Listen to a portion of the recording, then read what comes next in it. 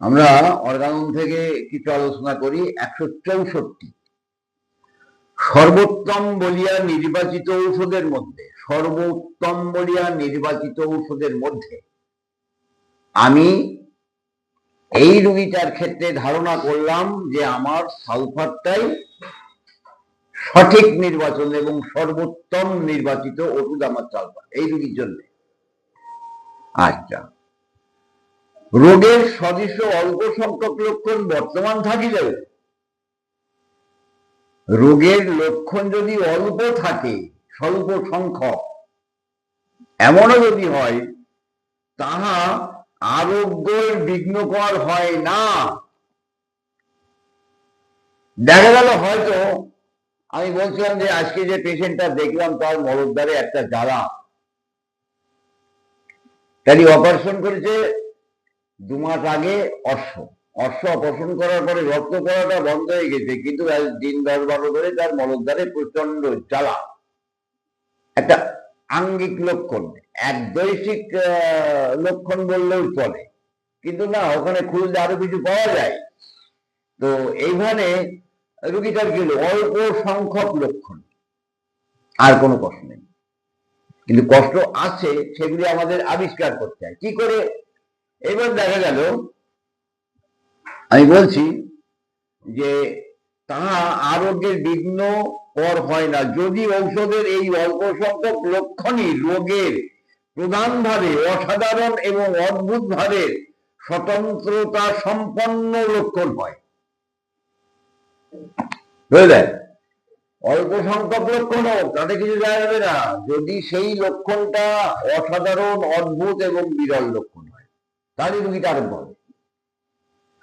ওই রোগীটা যখন পায়খানার দ্বারে জ্বালা, আপনার এই জ্বালাটা সমস্ত কথা জানার পরে লাস্টে আমি জিজ্ঞাসা করছি যে আপনার জ্বালাটা কিসে উপশম হয়, কি করলে আরাম লাগে?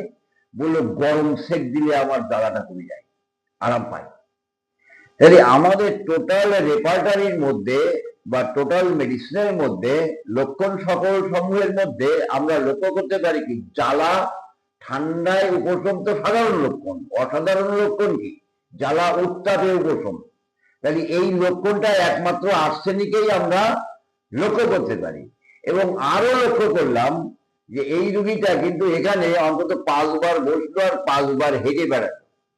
তাই বললাম আপনার কি পায়খানার দ্বারা এখন যন্ত্রণা সন্ধ্যা করছে? বলে না, তা আপনি বসে উঠছেন, হাঁটছেন। ওর বউ তখন বললো ওই তো করে সারাদিন, একবার শোয়, একবার বসে, একবার ওঠে, একবার হাঁটে, একবার চলে, আবার শোয়, এই করে। বুঝতে পারলো? একটা মানসিক অস্থিরতা এটা পাওয়া গেল। আর পেলাম কি, ওই জ্বালা। তাহলে হোক, এই দুটো লক্ষণ তো একটা অস্বাভাবিক অদ্ভুত লক্ষণ। অল্প সংখ্যক লক্ষণ রোগীর মধ্যে প্রকাশ থাক, সেই অল্প সংখ্যক লক্ষণ যদি বিস্ময়কর, অদ্ভুত, বিরল লক্ষণ হয়, তাহলে আমাদের আরো যে কোনো বিঘ্ন হয় না। এই কথা কিন্তু আমাদের চৌষট্টির মধ্যে বলা হয়, আরোগ্যের বিঘ্নকর হয় না যদি ঔষধের এই অল্প সংখ্যক লক্ষণই রোগের প্রধানভাবে অসাধারণ এবং অদ্ভুত ভাবে স্বতন্ত্রতা সম্পন্ন প্রকৃতি প্রদর্শক লক্ষণ হয়। বুঝা গেল? তাহলে আমি কিন্তু সাধারণ লক্ষণ দেখে বা শুধুমাত্র রোগ লক্ষণ দেখে ওষুধ নির্বাচন করা আমাদের ভুল। এইরূপ অবস্থায় বিশেষ উপদ্রব ব্যতীতই আরোগ্য ঘটিয়া থাকে। যদি অল্প সংখ্যক লক্ষণ হয়, বেশি লক্ষণ থাকলে অসুবিধা নেই, যদি অল্প সংখ্যক লক্ষণ থাকে রোগীর মধ্যে, আর সেই অল্প সংখ্যক লক্ষণ এর মধ্যে থেকে যদি আমি অস্বাভাবিক অদ্ভুত বিরল লক্ষণটা তুলে নিতে পারি, এবং সেই অস্বাভাবিক অদ্ভুত বিরল লক্ষণ যে ওষুধের মধ্যে আছে সেই ওষুধটাকে যদি আমি নির্বাচন করতে পারি, এবং সেই ওষুধটা যদি আমি সূক্ষ্ম মাত্রায় রোগীকে প্রয়োগ করতে পারি, তাহলে আমার আরোগ্যের তো আর কোনো বিঘ্ন থাকলো না, সুন্দরভাবে আরোগ্য হয়ে যাবে। তাই নয় কি? এইটাই কিন্তু অর্গানন আমাদের শেখায়।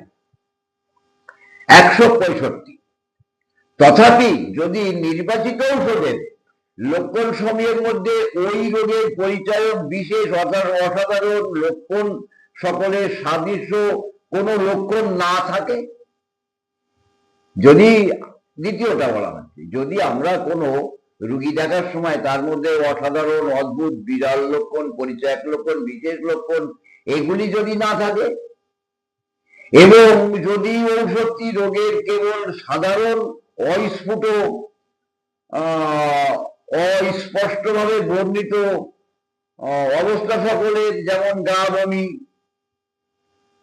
বমি, দুর্বলতা, মাথা ধরা প্রভৃতি সদৃশ্য হয়, এবং যদি পরিচিত ঔষধের মধ্যে সদৃশ্য বিধান হিসাবে অপেক্ষাকৃত উপযুক্ত অন্য কোনো ঔষধ না থাকে, তবে চিকিৎসক সদৃশ্য বিধান মতে অনুপযুক্ত এই ঔষধ প্রয়োগ করিয়া শীঘ্রই মঙ্গলকর ফলের আশা করিতে পারেন না।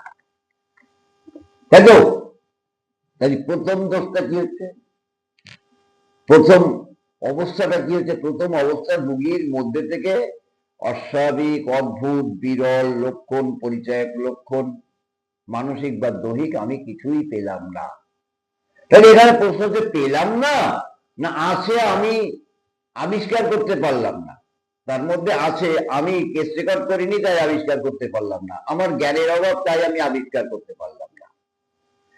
যাই হোক, যদি আমি তার মধ্যে থেকে অসাধারণ অদ্ভুত বিরল লক্ষণ না পাই বা আমি আবিষ্কার করতে না পারি, তাহলে সেই সাধারণ লক্ষণ ধরে যখন আমি ওষুধ দেব, জ্বর হয়েছে, মাথার যন্ত্রণা, একটু গা পাকানো, বই বই ভাব, ভাল লাগছে না, শরীরটা কেমন কেমন লাগছে, এমন যদি কিছু সাধারণ লক্ষণের উপরে নির্ভর করে আমরা ওষুধ প্রয়োগ করি, তাহলে সেই রোগীর আশা, আরোগ্যের আশা কিন্তু আমরা করতে পারি না।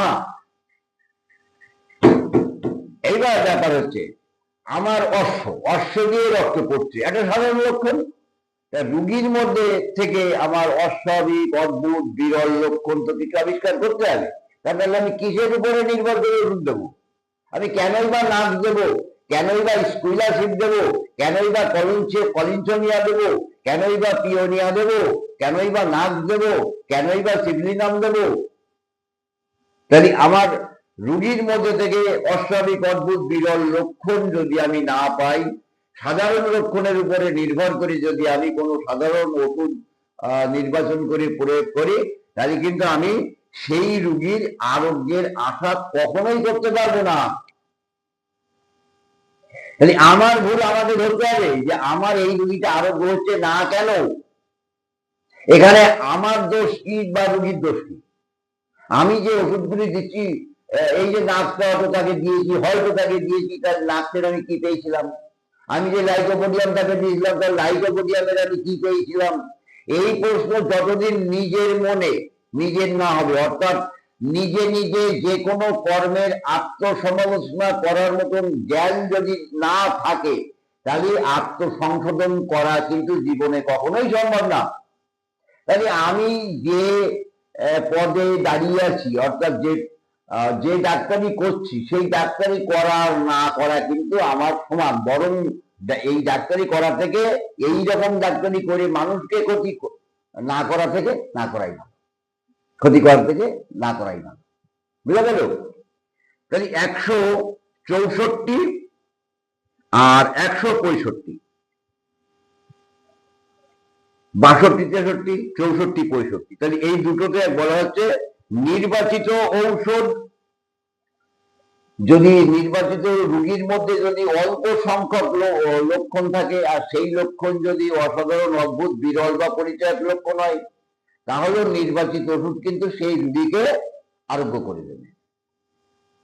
আর পাশাপাশি অমনি সঙ্গে সঙ্গে 165 বলা হচ্ছে, রোগীর মধ্যে যদি অসাধারণ, অদ্ভুত, বিরল লক্ষণ না থাকে, শুধুমাত্র সাধারণ লক্ষণের উপরে নির্ভর করে ওষুধ দেওয়া যায়, তাহলে সেই রোগীর আরোগ্যের আশা কখনোই করা সম্ভব নয়।